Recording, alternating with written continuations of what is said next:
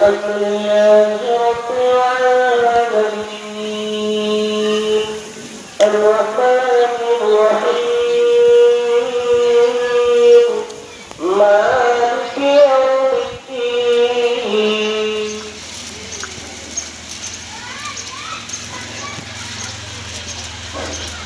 سمع الله لمن حمده إنه يعلم الجهر وما يخفى وليسرك لليسرى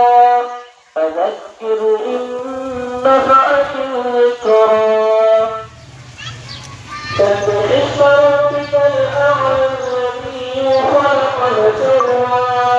والذي قدر فهدى والذي اهدنا الصراط المستقيم صراط الذين أنعمت عليهم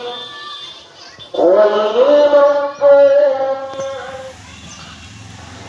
الله أكبر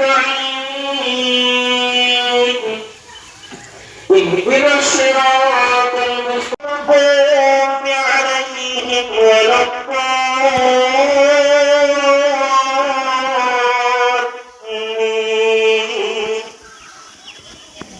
الله أحد الله أكبر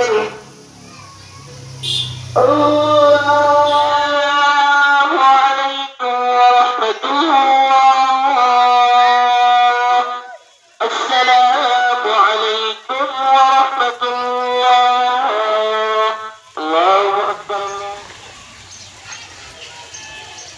الله أكبر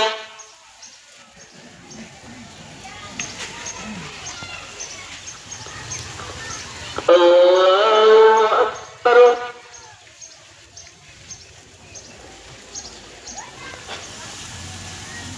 سمع الله لمن حمده